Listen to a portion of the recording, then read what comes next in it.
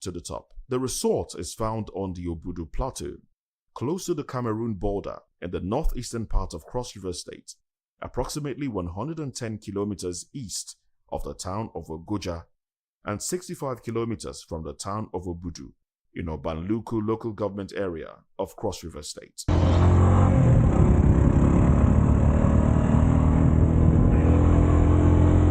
It's about 30 minutes drive from Obudu town and also about 332 kilometers drive from Calabar, the Cross River State capital. Charter air service is available to the Baby Airport, which lies between the village of Obudu and the resort. However, the airstrip is no longer functioning and the cable car has been grounded for a while now due to lack of maintenance. In 2020, it was reported that the governor of Cross River State, Professor Ben Ayade, pledged to revive the cable car after successfully test running it for the Christmas period. Since then, life has returned to the ranch. The climate of the Obudu Cattle Ranch is semi-temperate mountain climate, which is the general weather condition experienced on the Obudu Plateau. Due to its 1,600 meters elevation, the ranch has in recent times seen an influx of both Nigerian and international tourists because of the development of tourist facilities by Cross River State government, which has turned the ranch into a well-known holiday and tourist resort center in Nigeria. It has a serene climate compared to other regions in Nigeria.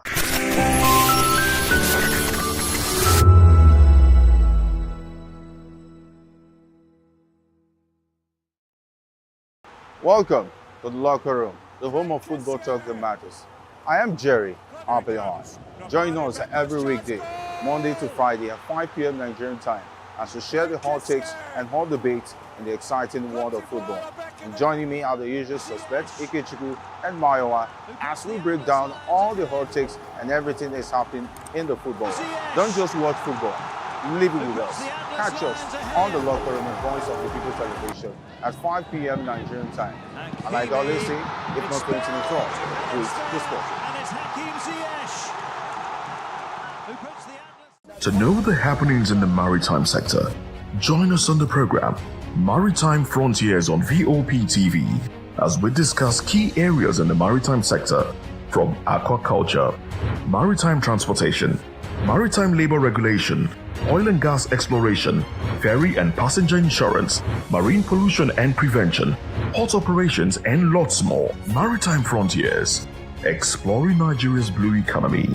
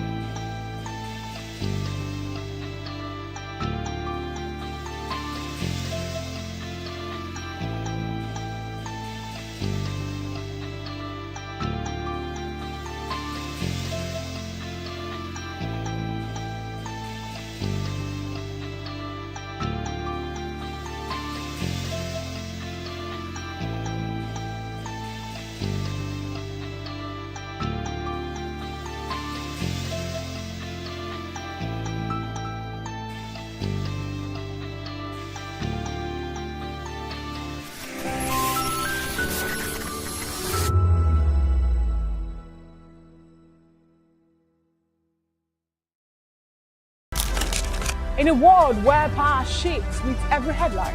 In a nation full of questions. In a world filled with noise, the truth needs a voice. The policies that shapes our world and the economy that determines our future. Every hour, every day, the grapevine keeps buzzing. And together, we are committed to telling the stories that shape our world because your voice is our focus. Don't forget, our voice matters the most. Let us come together and share our concerns.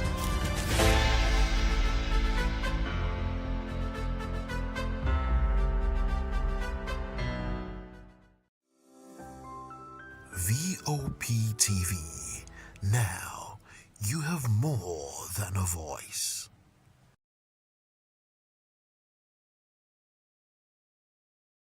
We encourage you to click on the like button and subscribe to our YouTube channel We are Voice of the People TV. Also follow us on all our social media platforms. We are at VOP TV Live. Visit our website www.vop.ng for fresh and trending news. Also watch us live on SLTV channel 264.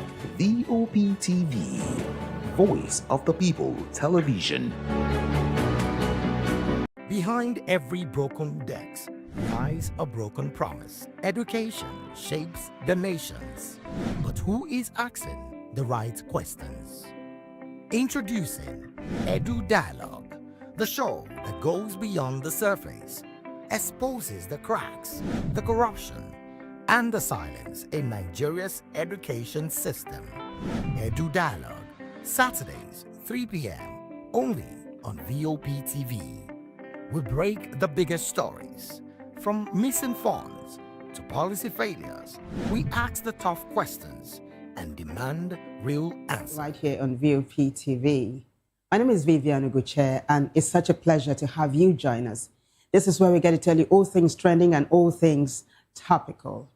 First, I need to apologize for going abruptly off air yesterday in the middle of our show. It was due to technicalities. So we're going to pick up from where we stopped. We talked about an honorable member of the House of Representatives that decamped from one party to the other after a closed-door meeting with presidents. We have an update on that. But for starters, we begin with hashtag Rivers LG Chairman. Remember how last week we brought you one of the very big hashtags of the week? It was hashtag Uchechi. Uchechi is from Rivers State.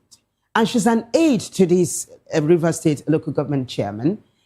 She decided to visit one of the schools that was totally out of it, right? And she wasn't happy with the situation. She wanted the kids to do better. She felt that, the students deserved better. So she made a video of the dilapidated building and put it online. It went viral. The local government chairman wasn't very happy with it. And some sort of drama ensued afterwards. So walk with me, right? It's a timeline. Now, that story is making a comeback. This time around, with Uchechi, talking to journalists, right? It was a press conference, and she had her mom sitting beside her, talking about how the local government chairman tried to assault herself and her family. But the local government chairman, Ahwada, local government area, has come out to say that he is not guilty and he has his side of a story. So I've got two videos for you to take a listen to. But first, let's take a look at the post that's going to, lead us to the video. The Punch newspaper says, lady accuses a Rivers LG chair of orchestrating assault over school video. The next post. So, Nigerian woman accuses local government chairman of ordering assault over school complaint videos. On February 26, 2026, Winnie Miller, also known as Uchechi, posted footage of the rundown community secondary school in Ojoku River State, Nigeria, appealing to Ahwada West chairman Eugene Epelle for renovations. Days later, on the 1st of March, she alleged Epelle ordered her beaten at her family home after confronting her mother about the posts. He denies it, calling it a minor scuffle with his brother, where she injured her lip in a fall. Police are investigating both accounts as outrage grows over the school's conditions and any retaliation against critics. The next post. So this is Fisayo Soyombo. He is a renowned investigative journalist right here in Nigeria. So he's jumping into the fray. Fisayo says Rivers local government area chair gets 9.8 billion naira FAC allocation, but chooses to assault women for requesting school renovation. You guys check out the irony in this statement. I mean, it says 1,000 words. Well, let's take a look at the next post. So this is Chooks. Chooks is doing very well online, and he's always bringing us, stories like this. So credit goes to him for the couple of videos you're going to be watching in a short time.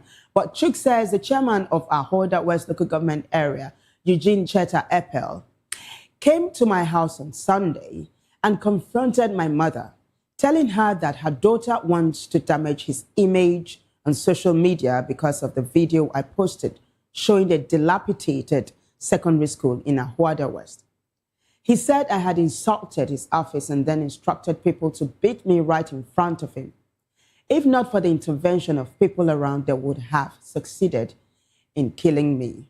That's a quote from Winnie Miller, also known as Uchechi, the young lady that was allegedly attacked after sharing photos and a video of a dilapidated secondary school in Ahuada West, River State. We have the video of Winnie alongside her mom. Take a listen. The chairman, Honorable Eugene Epelle, which is the executive chairman of Ahuada West, came to my house on Sunday around 12 noon after service, came to my house, confronted my mother, telling her that myself, I want to damage his image online, that I made a post about the secondary school in Odiok, and that video has made him to get calls from several persons that have insulted his office, and for that he instructed his brother, Monday Cheta Epelle, to beat me and teach me lesson. Why that at Monday Cheta pushed my gates, came into my compound and started beating me. If not for the intervention of my neighbors in the communities, he would have succeeded in killing me, like he said. He strangled my neck. I still have neck injuries up till now. And he said a passerby. That passerby is the one which is God's time, Kakoro. He can also be interviewed. He's the one that dragged the shovel that he wants to use on my head. God's time, Kakoro dragged that shovel from Monday Cheta from hitting me.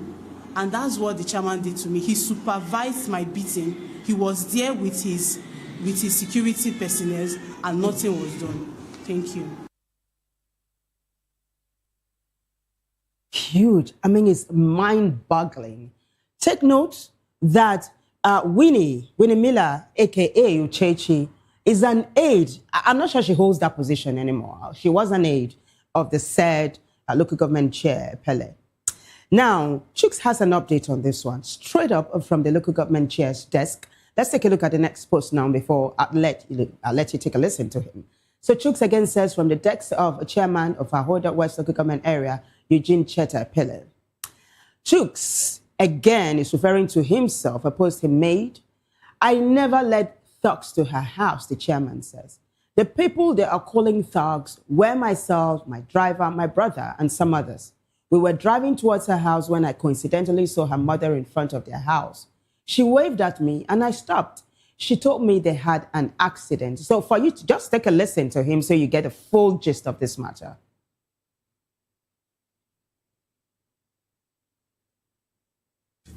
It talks to her house. The people that they are calling it talks. It's me, myself, my personal driver, my immediate last-born, my mother's last-born, Monday, and the leader of the council. We are driving to my house. Coincidentally, I saw the mother in the front of the house. And she waved and I stopped because we know it's a family, we know each other from childhood. We grow the same village. From childhood, we play, we are close friends. We communicate. I eat something that's from there. Corn, when time comes, she cook for me, I eat. So, when she stopped, I stopped. She now told me that she had an accident. And I told her, sorry. Say, you should have called me. So whatever I had, I will extend helping hands to you.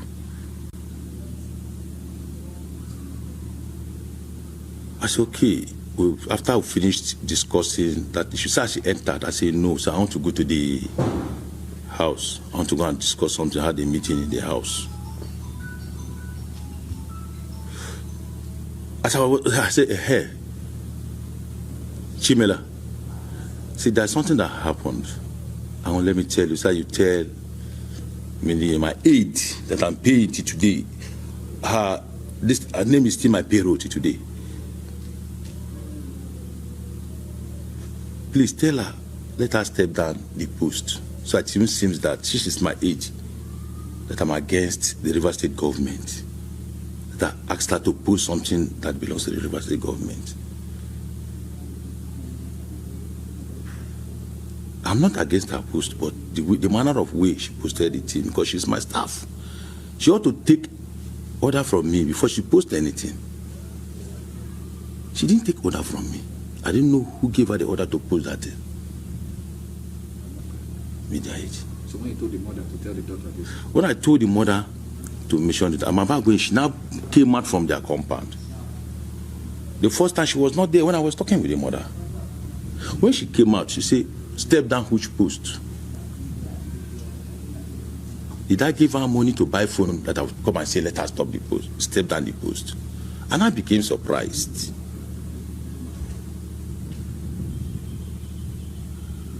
The way she was shouting, using her words, the mother now pushed her inside the first time. When the mother turned by, the mother now knelt and started begging me, I should forgive her. I said, no, get up, Chimela. As I'm about dragging Chimela up, she now came out the second time, still using insultive words on me, shouting. Then my younger brother now told her, confronted her, do you know you're insulting the local government chairman, executive chairman? She said, whose type of executive chairman is that? Whose dirty executive chairman is that? That was the anger of my younger brother.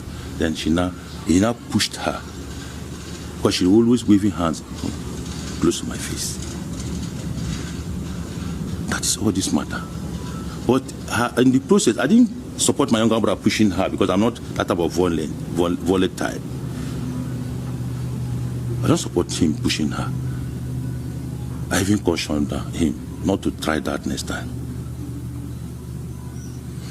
But in process of pushing her, her teeth now bite her lips, and she sustained a little injury. That's how she touched the blood you're seeing in that camera, in that Facebook, this thing. Nobody beat her. If you see my younger brother in question, blowing Mineye will not survive it.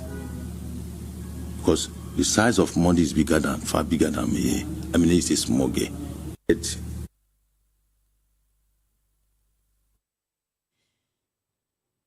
Well, credit goes to Echo 360 for that video, a couple of the videos you watched. You know what's going to solve this whole matter? Because it looks like a jigsaw puzzle right now. It's his words against hers.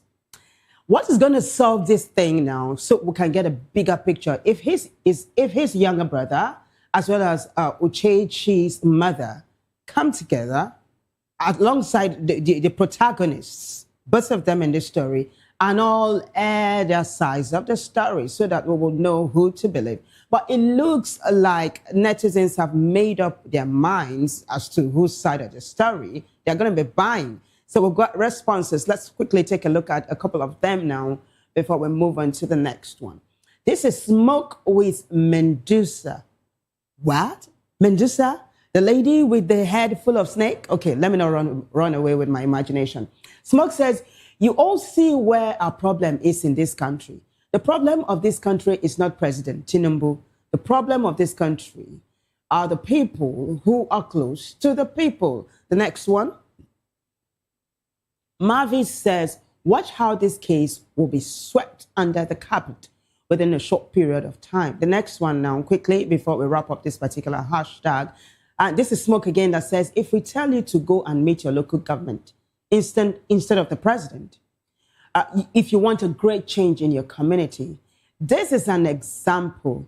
Go to the local government or go to the senator or go to the governor. They'll be faster and they will respond to you speedily than the president because of all the people that are paid to take good care of the people under them. Notice how Smoke mentioned a local government chairman, governors, as well as senators. That's going to really link us up to our next hashtag, which is hashtag Senator Dixon.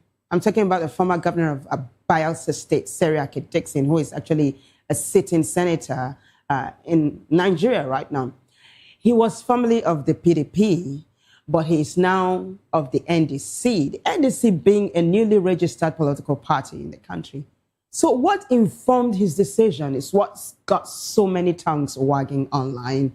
There was a press conference and he addressed the people, his constituency and Nigerians at large as to why he made the decision he just took. So I take you to X now so you see the post Senator Dixon himself put up. There's a video, but first let's take a look at the post. Hashtag Senator Dixon. Henry Seriake Dixon says, press conference briefing by Senator Henry Seriake Dixon. That's him referring to himself. Guys, take a listen. Questions have to be asked. And we all have to say no when no is the right answer. I've given you all this brief background, which a number of people don't know. They don't know my background. They don't know that I have been forged from the furnace of opposition in 80 from MDJ, working with the late MD Yusuf. And if you know MD Yusuf, you knew what he stood for. Stood for a new Nigeria of fairness and justice. From there to the Alliance for Democracy, served as state chairman when we had 3 political parties. I was an opposition leader in Bayelsa. And thereafter, concurrently, while I was national legal advisor of the job movement, I was also elected the national legal advisor of the Alliance for Democracy. From there, as you all know,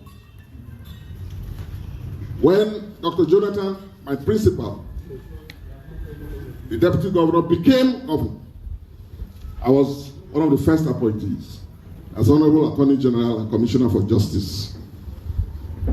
And if you go to the Bayelsa Ministry, you see what we did. Ministry of Justice. From there, I came to the House of Reps and was elected twice. The first from my federal constituency at the time to be re-elected. And then I became governor twice. And now I've been elected to the Senate twice too.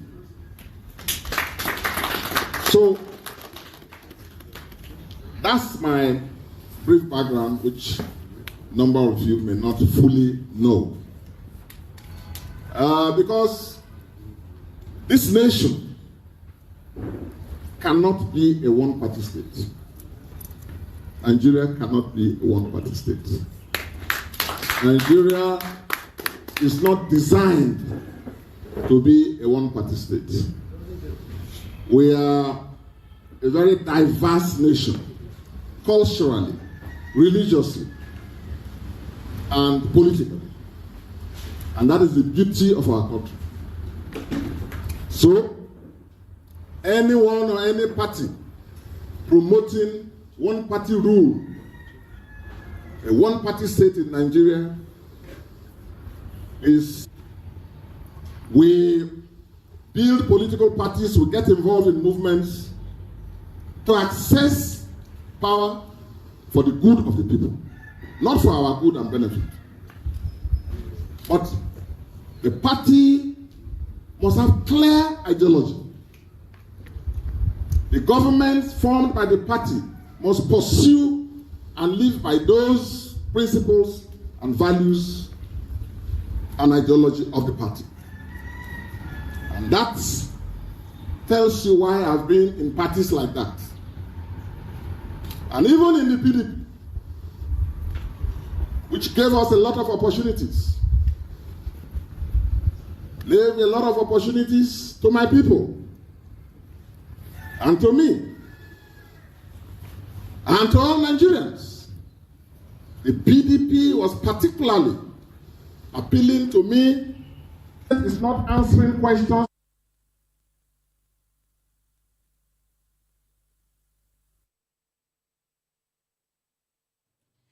Well, basically, he said he was leaving the PDP because of internal wrangling and there was no clear leadership and all of that. And that the NDC, it has a similar ideology, talking about the newly registered party, the Nigerian Democratic Congress, has a similar ideology to the PDP. It's why he was leaving the PDP to the NDC.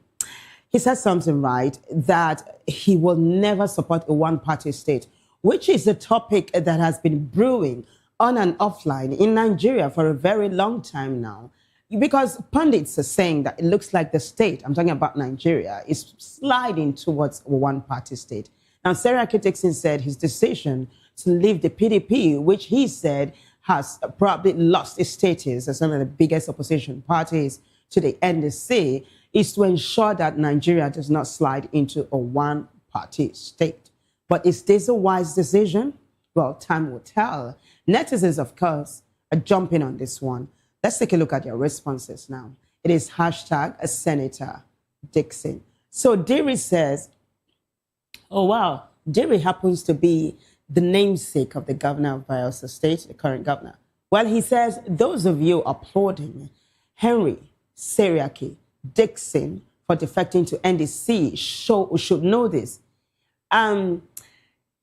HSD will be Senator Dickson now, won't finance any political or politician's election.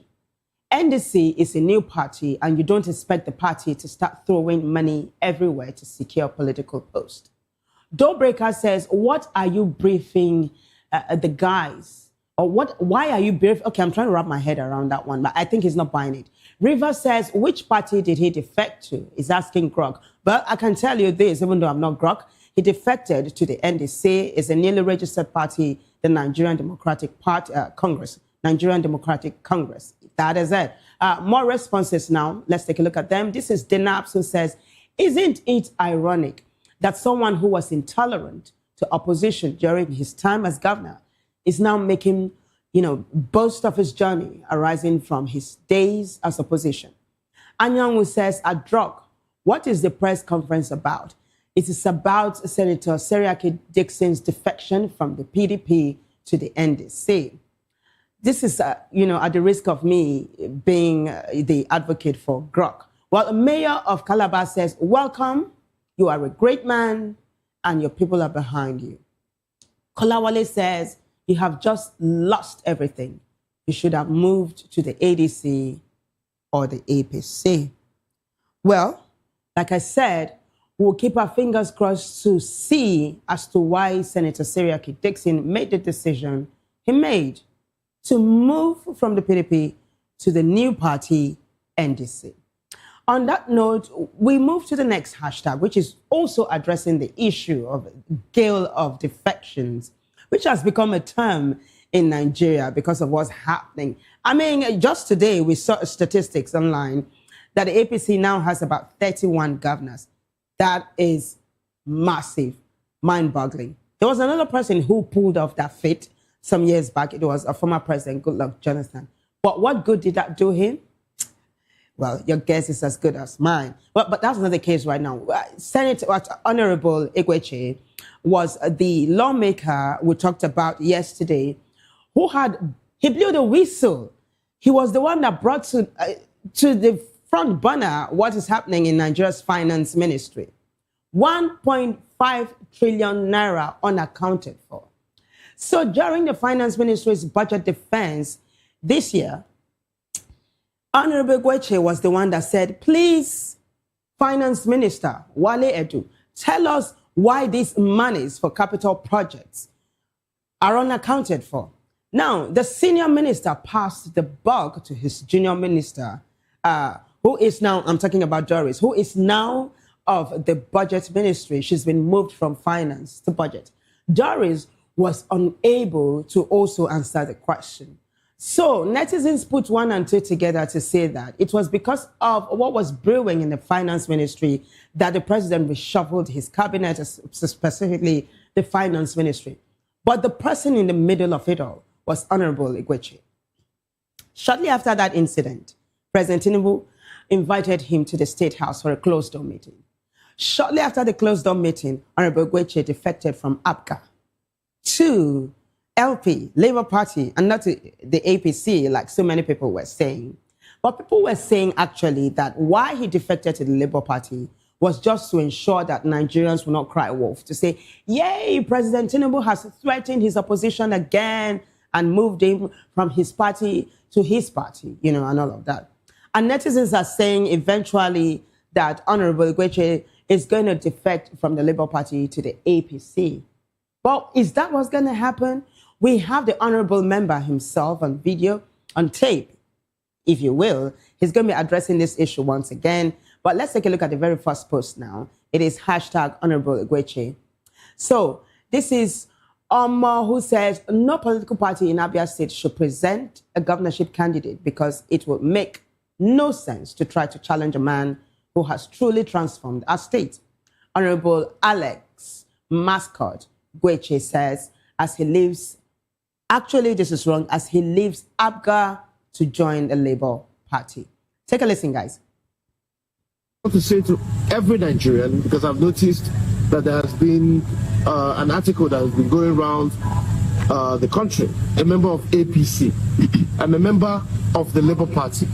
I resigned from the All Progressive Grand Alliance, which is a party that I also love, but I decided to join the governor because my conscience tells me to join the governor, Dr. Alex Oti, because he has performed exceptionally well. I did say that no political party in Abia State should present any governorship candidate because it will make no sense to even try to challenge a man that has truly transformed our state. So I want to say to... So that's Honorable Igweche addressing the public, saying, hey, I did what I did because I admire the man, talking about Alex Oti, His Excellency Alex Oti, the governor of Abia State, and what he's doing. Remember that a couple of weeks ago, former Vice President, Professor Yemi Osinbajo, had also paid a visit, courtesy call on Alex Oti, the governor of Abia State, to say, well done, you're such a good leader. So the Honorable is saying, hey, he just wants to be part of this good thing that's happening in the state. But netizens are not buying it. How are they reacting to this? In fact, some of them went way back years ago to draw out something, a scandal really, involving this particular lawmaker. Now, walk with me, right? It's a timeline. I'm going to walk you through all of it. So we'll take a look at the first response now to hashtag Honorable Gweche. Let's do it. This is Stanley. Stanley says, is this not that same man that assaulted that Uber driver? Not an Uber driver, it's a Bolt driver. This thing, it was a huge scandal. The BBC even picked up the story. And, the BBC, why don't we just go to the BBC now so you take a look at it? It's a story that made headlines world over. I'll have you take a listen now. So, BBC says, credit goes to the BBC, Nigerian MP, this happened in 2024, October 2024.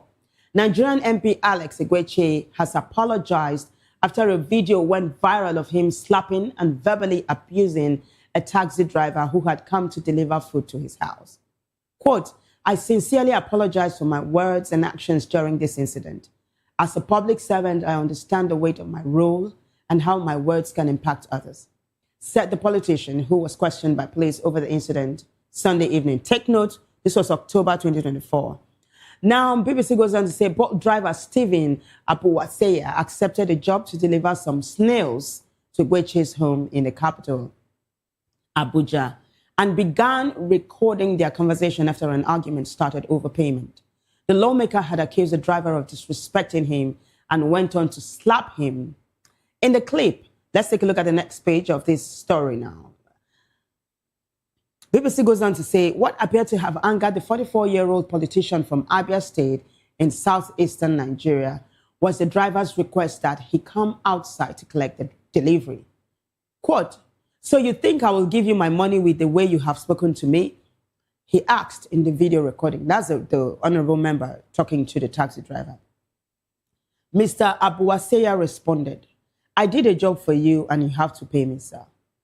End of quote. The MP then phoned the snail seller to complain about the driver's behavior.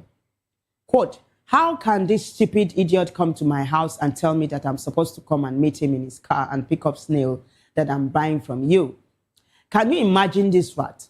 I can make this man to disappear in the whole of Nigeria and nothing will happen. End of quote. He then turned back to the driver and continued the argument, asking if he knew who he was, repeatedly saying, "How dare you?" The next page. He continued, "I will beat you up. I will show you that I'm a big brother to you. I will slap the hell out of you, lie you down, and lock you in my generator house. How dare you?" This is according to the BBC. When Mr. Abuwatseya later made it clear he was recording, the MP challenged him to call the police chief. The recording stopped when it appears the MP grabbed at the phone, and in a later clip, the driver is seen bare-chested and alleges the politician tore his shirt off and had slapped him 3 times in total. In a statement on Monday, the police said they were investigating the matter and urged people to refrain from using the Inspector General of Police's name to intimidate others. In his statement, released the following Tuesday, remember, October 2024, Igweche extended his heartfelt apologies to the police chief, recognizing the unintended disparagement my remarks may have used to his person, his office, and the entire institution, end of quote. So he went on, let's take a look at the next page. He went on to also apologize to the House of Representatives, which he was a part of. BBC again continues. He also apologized to the House of Representatives, which according to local media has since referred the matter, or which actually then referred the matter to its ethics committee. Now, the legislator said this incident has been a humbling reminder of the necessity for restraint and self-control, especially in challenging circumstances. He goes on to say, "I am committed to using this experience as an opportunity for growth, both as a citizen and as a more empathetic representative of the people," end of quote. Igweche said he and Mr. Abuwatseya had explored alternative dispute resolution methods to sort out the issue and had reached a respectful resolution. In fact, the taxi driver went ahead to apologize to the lawmaker and asked Nigerians to sheath their swords because they were calling for heads to roll. The Vanguard has that apology, has that story. Let's quickly take a look at the Vanguard now. Remember, this also transpired in October of 2024. Vanguard says, Bolt driver apologizes to Abia lawmaker Igweche over altercation. A little bit to that story. We'll take a look at the next page. So Vanguard again says, in a video released to the press, Mr. Abuwatseya felt remorseful as he appealed to all that got offended by the actions to forgive him so that all feelings would simmer over the ugly incident. According to him, he made it clear that it was the fact that he had a misunderstanding with Honorable Igweche. Abuwatseya noted that he is using the opportunity to apologize to him over the provocative utterances to him. So he said he was the one that provoked the honorable member.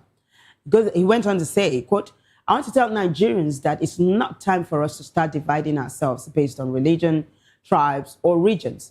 We should actually come together, see how we can unite this nation and move it forward," he said. Abuwatseya, in furtherance to his remorse, called for unity and forgiveness among Nigerians of all strata and ethnic background, emphasizing the need for all to be their brother's keeper at all times. So the both of them ended up apologizing to each other, and that was how that matter ended in 2024 October. But netizens have been drawing up, should I say, they're actually making judgments, really, and, bringing this whole thing up. So I thought we should really, really clear the air on that. Now, we continue with this particular issue now of the honorable lawmaker defecting from his party, his SY party, APGA, to Labour Party. So this is Omar who says, "I hope he'll not run back to APC after the election." The next one, Youth in Process says, "Can Abia give Alex Oti 1 million votes?" And then he says, Abia, with 384,468 votes out of over 2 million registered voters, Abia's turnout is too low to significantly influence federal power. And now he was responding to some of the statements made by the lawmaker. The next one. So this is AI Francis who says, if he takes the governorship candidacy, he will go back to APC. He was sent to come steal the leadership of the people. Tinubu gave him that strategy. Watch him. Well, this is what AI Francis is saying, that the honorable member has become a mole. But Great Tovian says, at Grok, which party was he before joining the Labour Party? Well, I can tell you that he was with Abga before he joined the Labour Party. So that is how that particular hashtag is panning out. And as events unfold, we'll keep you posted. The next one is a breaking story. It is hashtag Benjamin Hunde. He was very renowned as the image maker of the police force. Note my language. I said was because he's no longer holding that position. He's been moved. He wasn't dismissed from the force like some publications are, making it look like.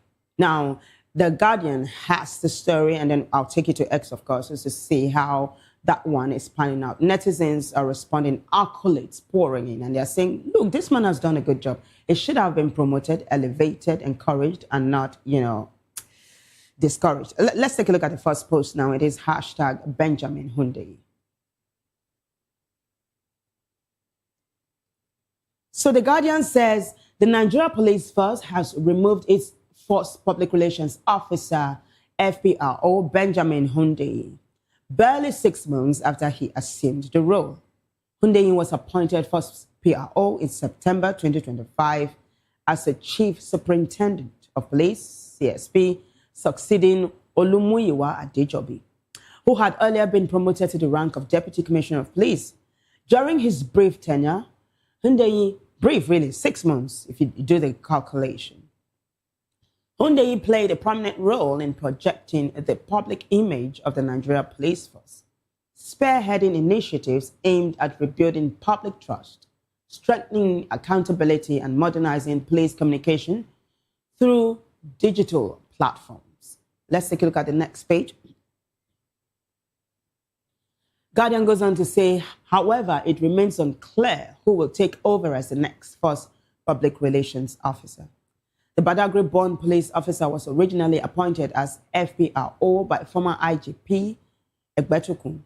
He was also recently promoted on February 3, 2026 from Superintendent of Police to the rank of Assistant Commissioner of Police, ACP.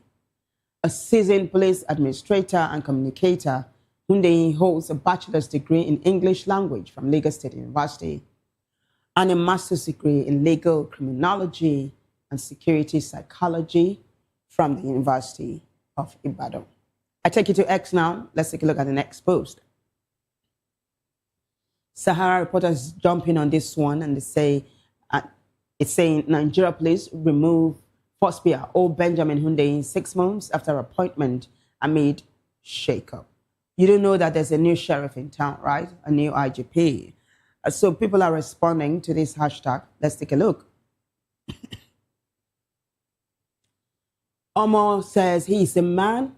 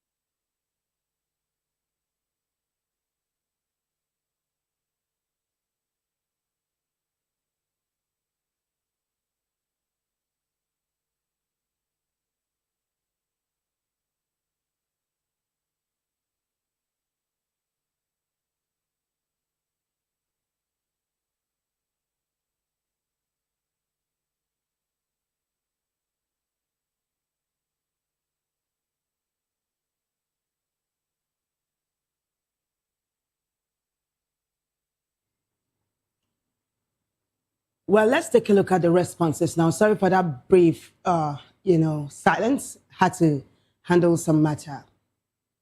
Omar says he's a man of integrity and they don't want people like that in a leadership position. Hama says young man is lucky He's now an ACP after just 12 years in service. And then Low TM says they don't want people like that, or they don't want someone that will say the truth. Ed Malik says, why? Benjamin is a thoroughbred professional that has brought immense media spotlight to the positives of the police. He needs to be encouraged instead of removed. So basically, that's how this hashtag is panning out online. Lots of accolades pouring in. And people are saying, congratulations, Benjamin Hundeyi. You should clap for yourself for a job well done. So we keep our fingers crossed to see what trajectory his career is going to be, taking, and also for us to know who is the new image maker of the Nigerian police force. Now, talking about the police force, activist, politician Omoyele Sowore is at it again. It looks like he's going to pick the gauntlet and he's going to go into a tug of war with the new IGP.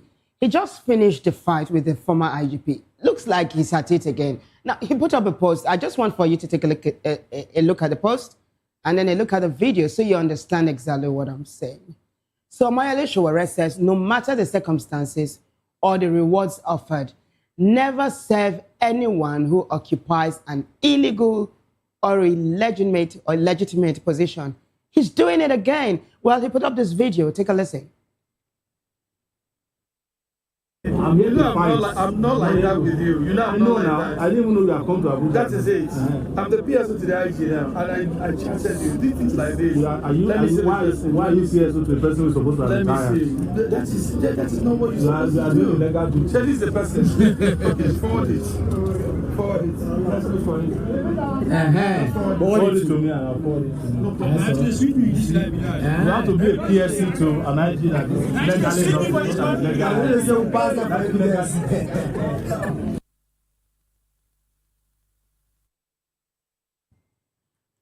So this is exactly what he did with the former IGP, Betuko. He's now saying the new IGP is supposed to have retired and he's towing the same line.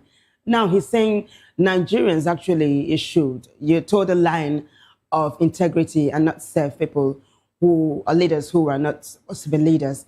Netizens are also responding to this hashtag. Let's take a look at the responses. It is hashtag Sowore. So Adiremi Moyidin says, you have started causing trouble again. Wahala no dey tire you. Next one. This is Everything Politics. Everything Politics says, Egbetukun hit 16 September 2024 and should have retired per public service rules. But 2024 Police Act amendment gave IGP a fixed 4-year term till 2027, ignoring age limit. Government said it's illegal, or government said it's legal. Sowore called it unlawful and labeled him illegal IGP. Alex Bieteke says, well said, how many are currently compromising their conscience for circumstances? Time to choose sides, clearly. Let's take a look at the next one. So this is Blessing Moses, MBA. Blessing Moses says, your boldness needs to be studied.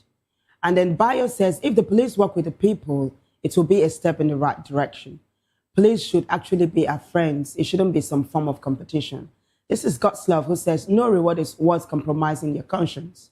True honor comes from serving what is lawful, just and righteous, never the illegitimate. And then Torchlight News says, the real problem is not the people serving illegitimate leaders, it's citizens who keep allowing them to stay in power.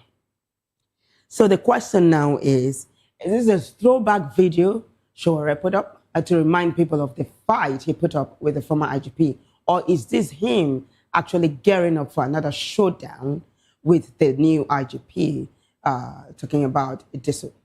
It is what we're asking, it's what netizens are also asking. We keep our fingers crossed like we do it right here on hashtag. Keep you posted, give you all of the breaking news, and just keep you up to date. Finally now, we take a look at hashtag OPL245, which is trending. Dispute regarding this oil block lasted for 15 years. President Tinubu waded in, and it looks like it is Uhuru. You know what that means? Like, problem don't finish. Well, not to talk too much, Bayo Onanuga, presidential spokesperson, has the gist Let's take a look at his post.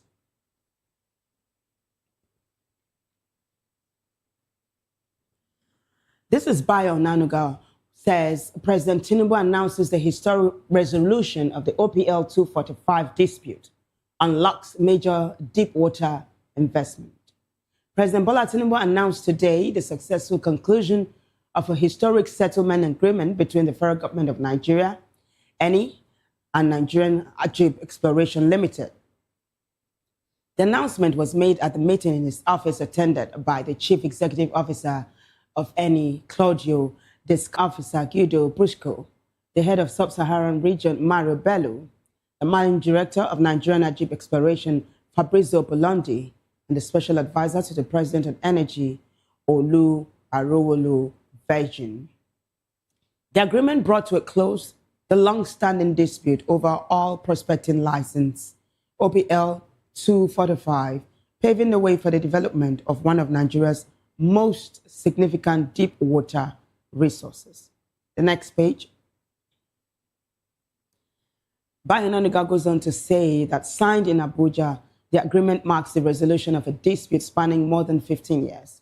It restores clarity and stability to an asset widely recognized as one of Nigeria's most commercially promising deep water blocks.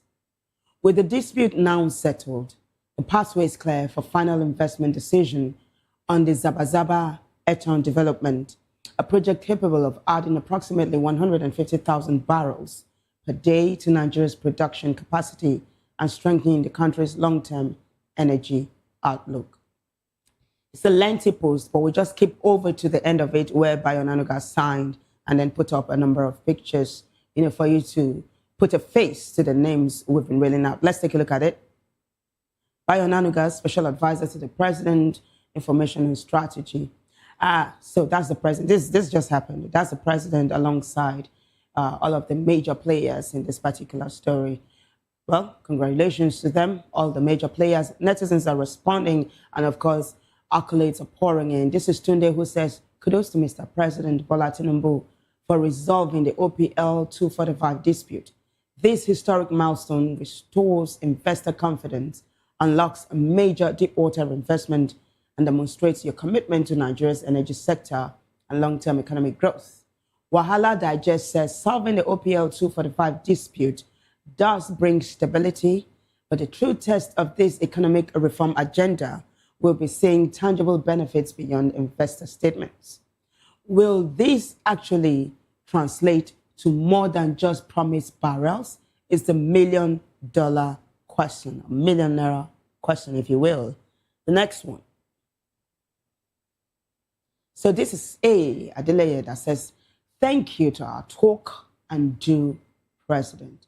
Tayo Deputy says, an historic accomplishment. Kudos to the Buhari and Tinubu administration. They've done well in this case. Sebastian says, we pray Nigerians benefit from this.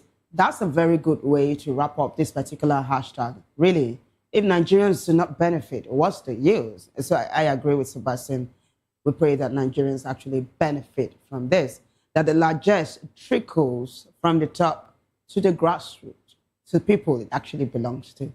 On that note, we wrap up hashtags today. Thanks to everyone who contributed to making the show a success. Bigger thanks goes to you guys for watching. If you liked it, keep a date again with me, same time, same station for another edition of the show, hashtag. Until then, I'm Vivian Oguche, and bye for now.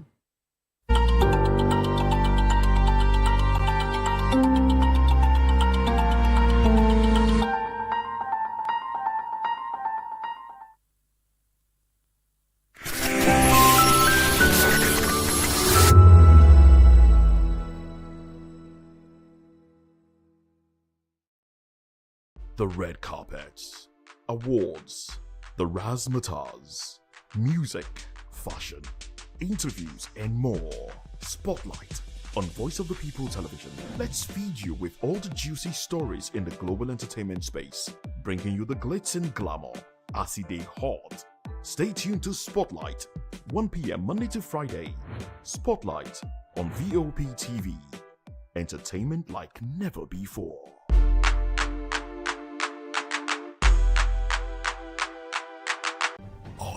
ready for the extraordinary? Something big is happening on your screen. Introducing VOP TV.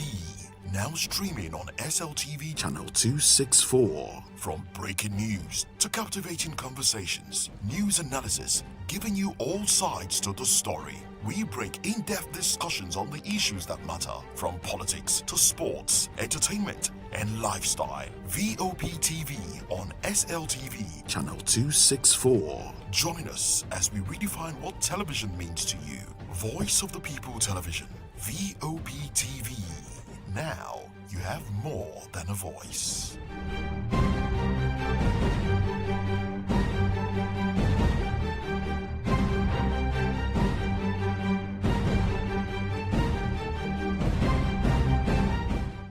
My name is Tao Familoni, and here's to VOP TV. Keep watching, stay tuned, do not touch that dial. My name is Made Kuti, and you're watching VOP TV. Keep watching. Welcome, my name is Zika Davis. Distinguished ladies and gentlemen, boys, viewers, everybody, boys and girls. This is VOP TV. Do you know what that means? Voice of the People TV. You don't have a voice, don't come here. You better make sure your voice is heard. This is Health Check, your weekly guide to better living, smarter choices, and trusted answers. From everyday wellness to urgent health issues, we've got you covered. Health Check, only on Voice of the People Television, where your health has a voice.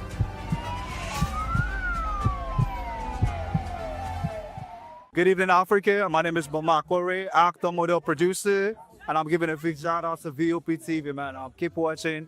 Don't change the dial. Thank you and God bless you. My name is AY, and of course, I represent the voice of the people, and that's why I'm on VOP. AY say so.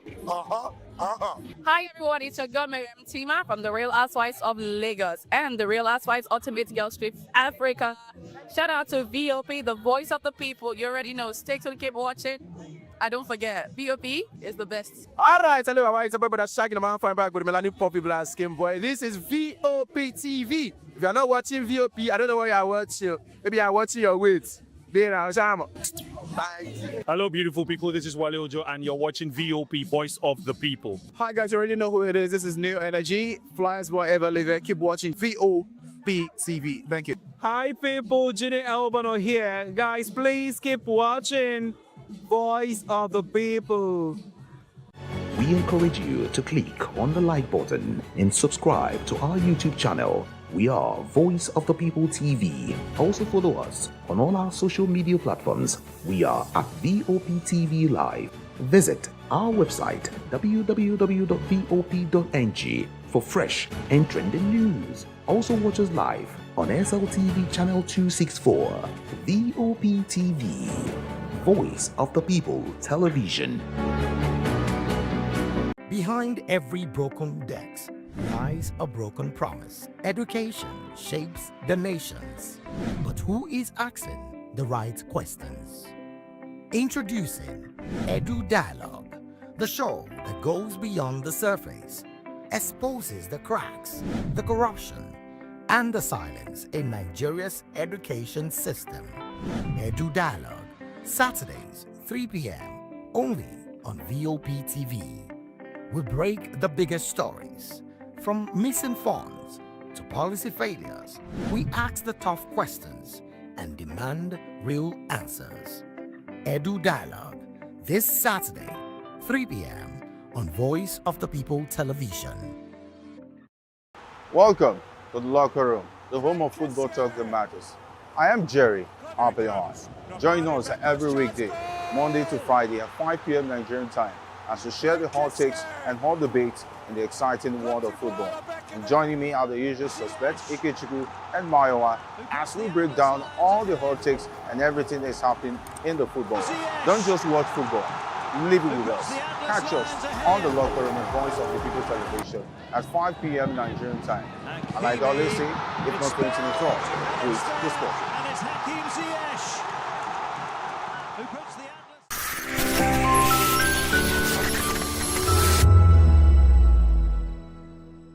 Obudu Mountain Resort, formerly known as the Obudu Cattle Ranch, is a ranch and resort on the Obudu Plateau in Cross River State, Nigeria. It was developed in 1951 by M. Macaulay. Macaulay, a Scottish who first explored the mountain ranges. In 1949, he camped on the mountaintop of the Oshia Ridge on Sankwala Mountains for a month before returning with Mr. Hugh Jones, a fellow rancher, in 1951, and Dr. Crefeld. Together, they developed the Obudu Cattle Ranch. Since 2005, a cable car climbing 870 meters from the base to the top of the plateau gave visitors a scenic view while bypassing the extremely winding road to the top. The resort is found on the Obudu Plateau, close to the Cameroon border in the northeastern part of Cross River State, approximately 110 kilometers east of the town of Ogoja and 65 kilometers from the town of Obudu in Obanluku local government area of Cross River State.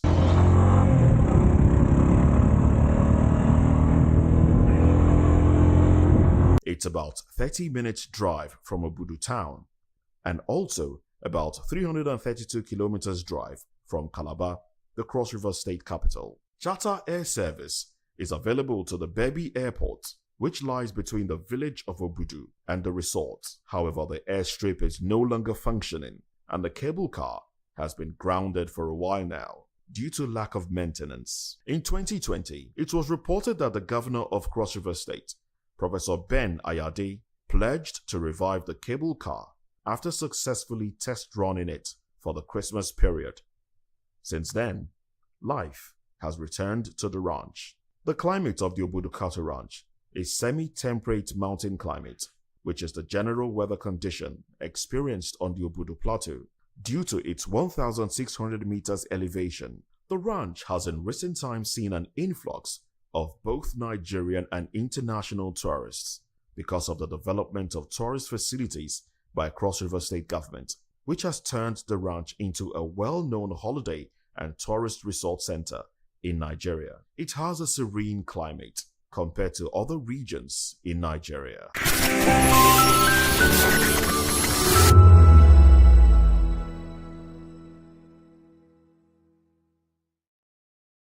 To know the happenings in the maritime sector, join us on the program Maritime Frontiers on VOP TV as we discuss key areas in the maritime sector from aquaculture, maritime transportation, maritime labor regulation, oil and gas exploration, ferry and passenger insurance, marine pollution and prevention, port operations, and lots more. Maritime Frontiers, exploring Nigeria's blue economy.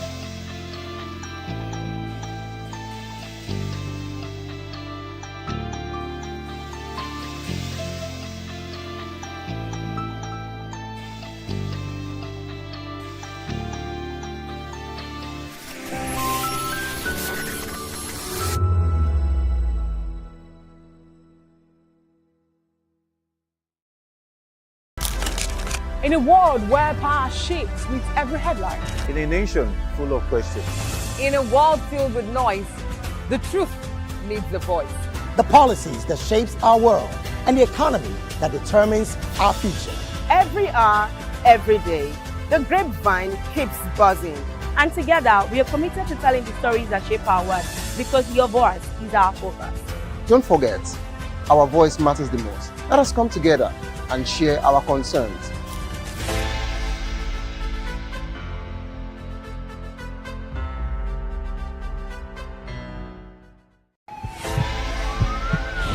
This is Health Check, your weekly guide to better living, smarter choices, and trusted answers. From everyday wellness to urgent health issues, we've got you covered. Health Check, only on Voice of the People television, where your health has a voice.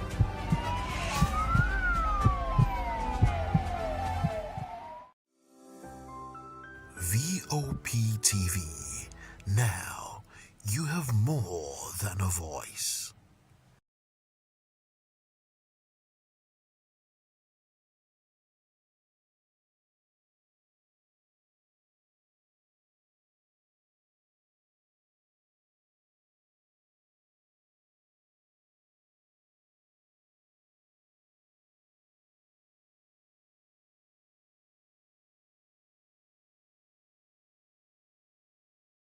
We encourage you to click on the like button and subscribe to our YouTube channel. We are Voice of the People TV. Also follow us on all our social media platforms. We are at VOP TV Live.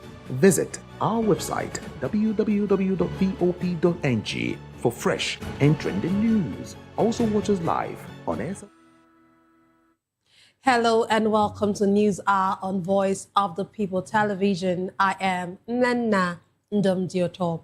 Before we begin the news, kindly visit our website www.vop.ng for fresh and trending news. Here are the headlines. IPAC threatens 2027 election boycott over electoral act. Tinubu ends 15-year OPL 245 rule with any. Senate summons Kyari and others over 210 10 trillion naira discrepancies. Reps approve 100 nations 2026 budget. NCOS says Abba Kyari remains detained. El Rufai demands 15.6 billion naira damages from ICPC over arrest detention. Senator Dixon defects from PDP to NDC. On the foreign scene, US turns to Ukraine over Iranian drone threats. In business, Nigerian equities market gains 220 billion naira. In sport, CAF moves 2026 WAFCON to July. And in the world of entertainment, Angelique Kidjo unveils album with Davido, Ira Star, and The Caveman. Now the news in details. The Inter-Party Advisory Council has warned that political parties may boycott the 2027 general elections if controversial provisions in the Electoral Act 2026 are not amended. Addressing newsmen in Abuja after an emergency meeting, IPAC National Chairman Yusuf Dantale said the law signed by President Bola Tinubu could undermine internal party democracy and weaken the credibility of elections. He criticized the ban on the indirect primaries, the removal of mandatory electronic transmission of results, and the requirement for party members to upload their national identification numbers, warning that these provisions could disenfranchise. Dantale added that if the National Assembly fails to act, IPAC will mobilize parties nationwide and escalate the matter to the international community.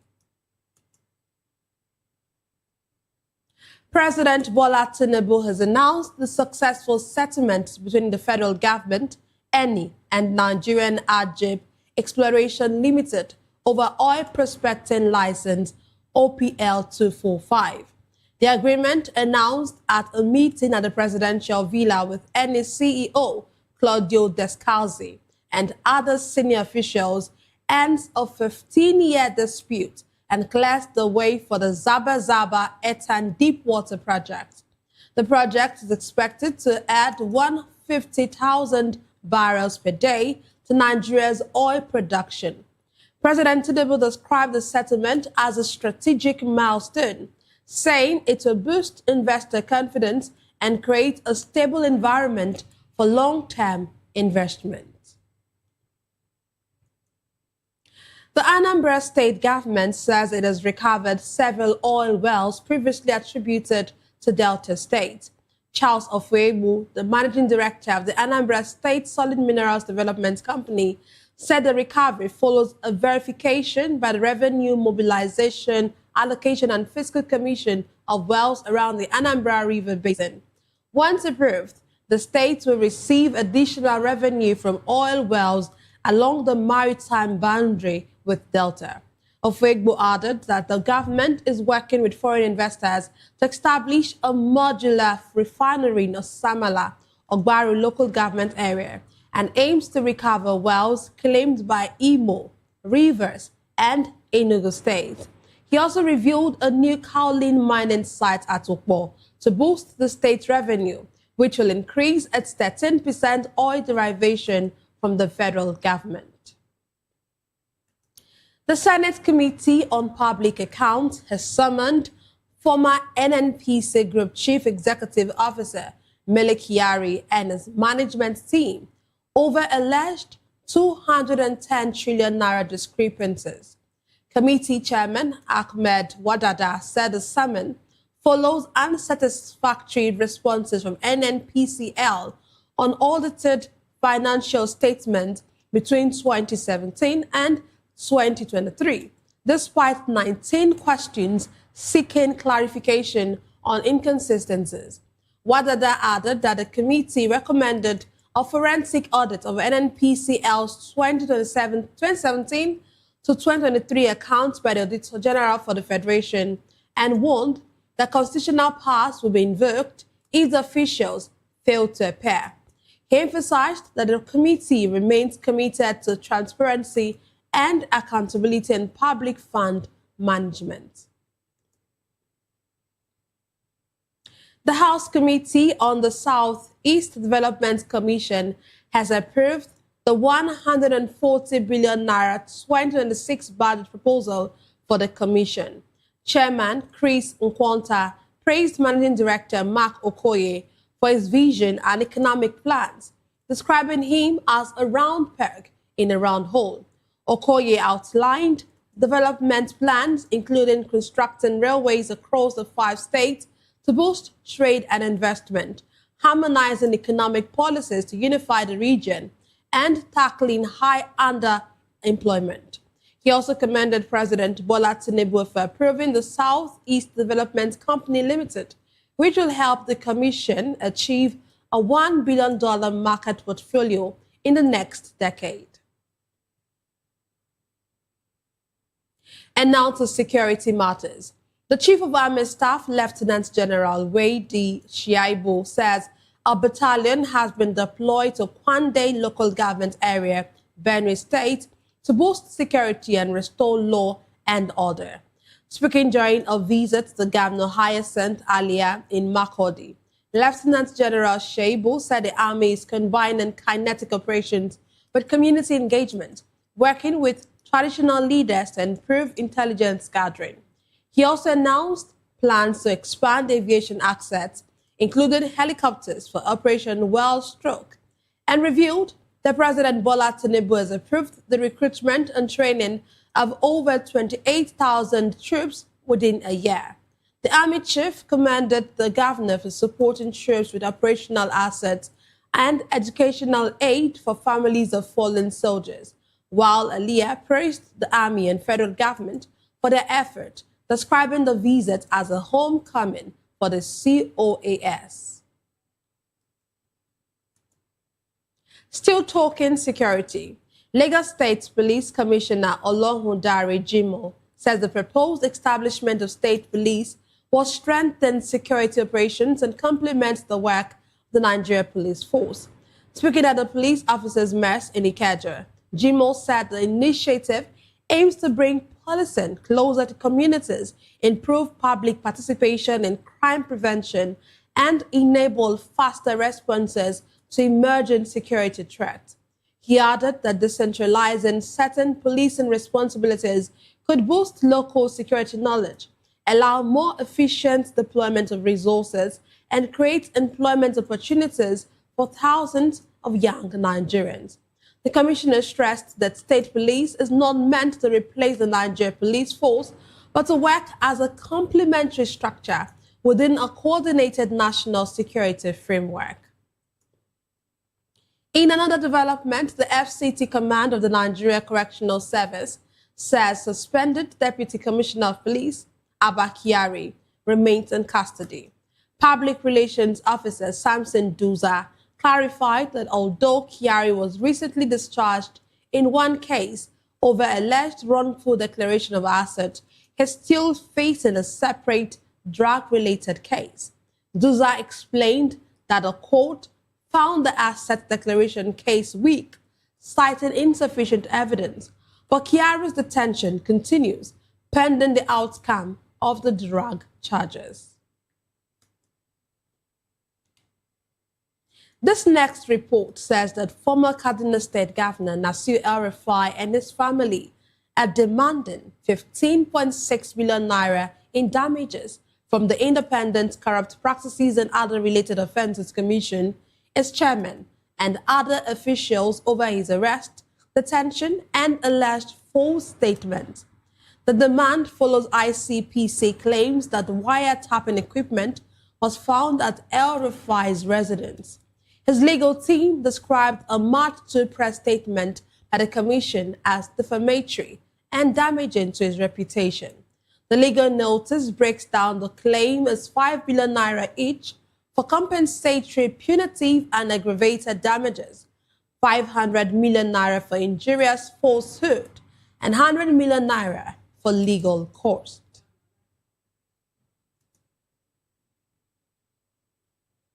We now move on to politics. Senator Seriake Dixon, representing Bias West, has defected from the People's Democratic Party, PDP, to the newly registered Nigeria Democratic Congress, NDC. The former Bayelsa State Governor announced his decision during a media briefing in Abuja, citing irreconcilable differences within the PDP and a leadership tussle that he said had weakened the party nationally. Senator Dixon described the NDC as the country's desired opposition party moving forward. Joining us virtually to analyze the news is Chijioke Oje. Chijioke is a public affairs analyst. Glad to have you join us, Chijioke. Thank you for having me. Good evening. Good evening. Okay, let's start with this. The Inter-Party Advisory Council has warned that political parties may boycott the 2027 general elections if controversial provisions in the Electoral Act are not amended. I'm sure you've been following this particular story. You know that the Electoral Act has raised a lot of dust in Nigeria. And now the IPAC is crying foul, and they're saying that they could, the political parties may boycott the elections if these controversial provisions in the Electoral Act are not amended. What do you make of this?